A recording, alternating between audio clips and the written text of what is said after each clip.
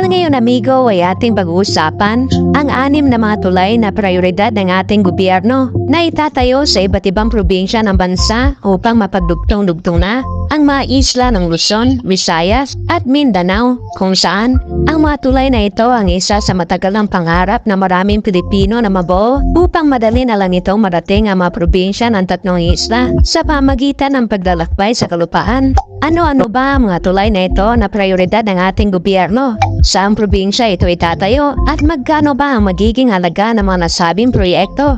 Yan ay ating alamin. Ngunit bago tayo magpatuloy amigo, ay maaari bang pag-subscribe ng ating channel dahil marami ka pang dapat na malaman sa mga kaganapan sa ating bansa at sa buong mundo.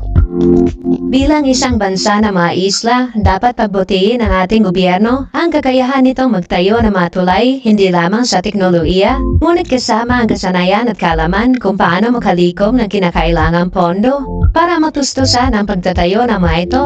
Ang mga tulay ay isang critical component ng infrastruktura ng isang bansa na ginagawang posible ang pagpapadala ng mga raw materials at mga finished products patungo sa mga pabrika, bodega, suppliers, distributor, tindahan at end consumer. Pinapadali din ng mga tulay ang paglalakbay upang ang mga mamimili ay makabili ng mga produkto at serbisyo sa kanilang sariling mga komunidad at iba pa. Pinapadali din ito ang paglalakbay ng mga turista patungo sa iba't ibang tourist destination ng ating bansa. Kaya ano-ano ba ang mga tulay na ito na prioridad ng ating gobyerno? Well, ang pang-6 sa ating listahan ay ang Bataan-Cavite Interlink Bridge. Ang Bataan-Cavite Interlink Bridge ay isang cable-stayed bridge na itatayo sa Manila Bay. Ito ay upang bawasan ang oras ng paglalakbay mula Bataan hanggang Cavite mula 5 oras hanggang 40 minuto. Ang proyekto ay binubuo ng DPWH o Department of Public Works and Highways na may tinatayang halaga na $3 billion. Ito ay isang prioridad na proyekto sa ilalim ng Build program ng pamahalaan na naglalayong palakasin ang paglago ng ekonomiya ng bansa sa pamamagitan ng pagtaas ng pamumuhunan sa pampublikong infrastruktura. Ang tulay ay permanente mag-uugnay sa mga lalawigan sa gitnang Luzon at rehiyon ng Timog at Tagalugan na magpapababa sa oras ng paglalakbay at maibsan na pagsisikip sa trapiko sa Metro Manila.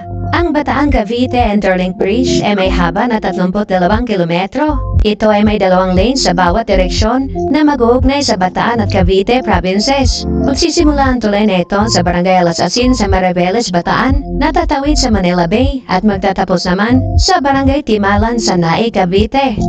Ang pang-5 naman sa ating listahan ay ang Mindoro-Batangas Super Bridge. Ang Mindoro-Batangas Super Bridge ay isang panukalang proyekto na may kabuang haba na 15 kilometro. Ito ay magkakaroon ng 2 o 4 na linya na kalsada. Ito ay mag-uugnay sa isla na Mindoro sa lalawigan ng Batangas, kung saan ay sasaklawin ang tulay na ito ang 8.5 kilometro mula Mindoro Island hanggang Verde Island at 6.5 kilometro mula Verde Island hanggang Batangas. Layunin ng proyektong ito na i-maximize ang kasalukuyang posisyon ng Mindoro Island bilang Luzon's gateway to the south sa island provinces ng Visayas at Mindanao region. Ang nasabing proyekto ay isa sa mga prioridad ngayon ng ating gobyerno na bubuhin sa pamamagitan ng PPP o Public-Private Partnership Scheme. Ang pang-4 naman sa ating listahan ay ang Panay-Guimaras-Negros Bridge. Ang rehiyon ng Kanlurang Visayas ay nasa puso ng kapuluan ng Pilipinas. Binubuo ito na 3 pangunahing isla, Panay, Guimaras at Negros. Dahil sa geograpikong pagkakabuo ng rehiyon, ang isang mahusay na inter-island transport system ay kinakailangan upang matiyak ang tuloy-tuloy na daloy ng mga produkto, serbisyo at mga tao. Ang Panay-Guimaras-Negros Bridge ay malaking tulong upang matulungan ang rehiyon sa makabuluhang kontribusyon sa ekonomiya nito. Ito ay mahati sa 2 seksyon, ang 13 kilometrong Panay-Guimaras Bridge at ang 19.47 kilometrong Guimaras-Negros Bridge. Ang tulay na ito ay isa sa mga pangunahing proyekto ng Build program ng dating Administrasyong Duterte na naglalayong magbigay ng mataas na interconnectivity sa mga lalawigan ng Kanluran at Central Visayas. Ang notice to proceed ng nasabing proyekto ay inaasahan sa buwan ng December at ang DED o Detailed Engineering Design ay magtatapos sa loob ng 20 buwan. Habang ang aktual na konstruksyon naman ay maaaring tumagal ng 2 hanggang 3 taon, depende sa pinal na disenyo. Ang DED ay pupondohan sa ilalim ng isang loan agreement na magkakahalaga ng 3.3 billion pesos sa pamagitan ng Export-Import Bank of Korea na babayaran ng ating gobyerno sa loob ng 4 taon na walang interes. Ang pangatlo naman sa ating listahan ay ang Sorsogon Samar Bridge.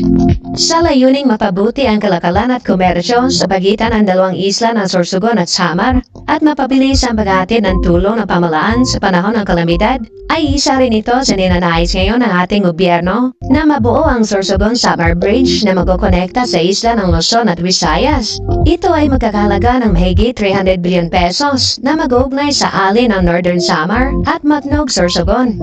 Ayon sa pag-aaral ay may dalawang posibleng opsyon ang pagtatayo ng Sorsogon Samar Link Bridge. Ang una ay ang pagtatayo ng 24 kilometrong crossing bridge na tinatayang magkakalaga ng 284 billion pesos na bumubuo ng 3 long span na tulay mula Allen hanggang San Antonio ng Northern Samar, San Antonio hanggang Kapul sa Northern Samar, at Kapul hanggang Matnog Sorsogon. Ang schedule ng pagtatayo ay tatagal ng 6 na taon. Ang pangalawa naman ay ang pagtatayo ng 257 pesos na deep tunnel na nangangailangan ng 9 na taon upang makumpleto. Ang tulay ay nakikita bilang isang permanenteng solusyon sa pangmatagalang problema sa pagka-stranded tuwing masama ang panahon at port congestion sa panahon ng peak season. Ang pangalawa naman sa ating listahan ay ang Leyte-Surigao Bridge.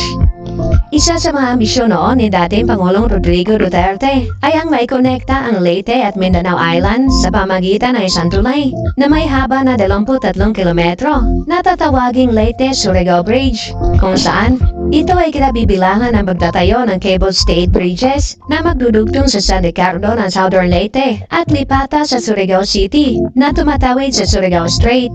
Ang pag-uugnay sa mga pangunahing isla na ito ay inaasahang madadagdagan ng kadaliang kumilos sa lugar na magbibigay ng mga bagong pagkakataon sa trabaho, magpapalakas ang turismo at unti-unting mapabuti ang buhay ng mga tao dito.